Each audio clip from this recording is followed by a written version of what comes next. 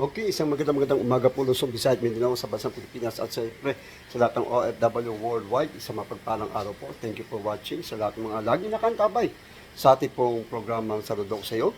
Ito ang aking motto, how good it is, I share. Basta mabuti, share ko. So narito po tayo sa Korean restaurant sa Inspire Resort Ocean Tower na kung saan ito ang Korean and Japanese restaurant. Dito po tayo nag-aalbaw o nagpa-part-time job. So dalawang posisyon natin dito, dishwasher, at cook. Pag andito yung pinaka-chief cook, ako yung assistant cook. Pag walang pinaka-chief cook, ako yung pinaka-chief. Chief kasi mura. Chief cook. No? So, pakita ko lang po sa inyo guys, no? Itong aming pong mga menu. So, ito, para yan sa sagol. Napakadali lang lutuin yan guys. No? Ito, para yan sa sibuyas, nilagyan namin mga sili. Ito, para to sa bibim. Bibim noodles. Tapos ito, yan. Para yan sa sagol. Yan. Para sa bibim. Yan. Para yan sa bibim. No? Oh, para yan sa bibim. So, yan para sa bibim yan. Bibim noodles. Yan para yan sa mga fried na mga beef. Yan para sa mga fried beef yan. Yan. So, pinapakita ko yung kimchi ng labanos. So, ganun lang kasimple guys. Ito yung kasama to sa manduku noodles. Manduku noodles. Saka ito yung kasama niya. Manduku noodles. Ito.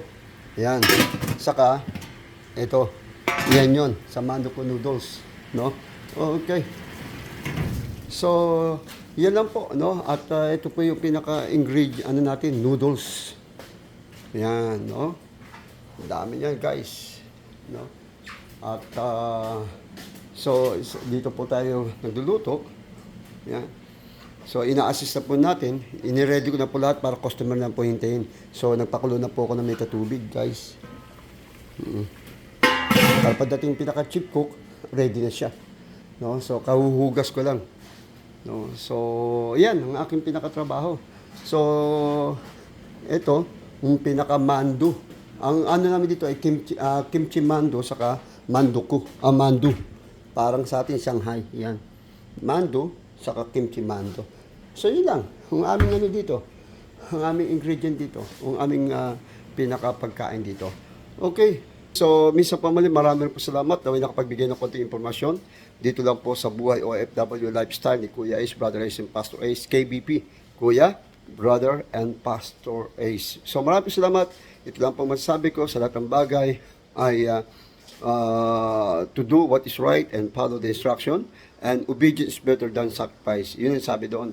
Mas mabuti pang sumunod ka kaysa kayong sakripisyo na hindi pala utos ng Diyos yun.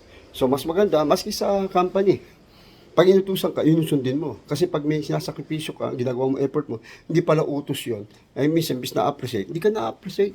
Ano sa'yo? So napaka-importante, no? Yung obedience is better than sacrifice. Okay, so misa pa muli, maraming po salamat. Thank you for watching. See you next time. Okay, dumating na yung kasama ko. God bless you. Bye-bye. Egmont? Yeah, egg.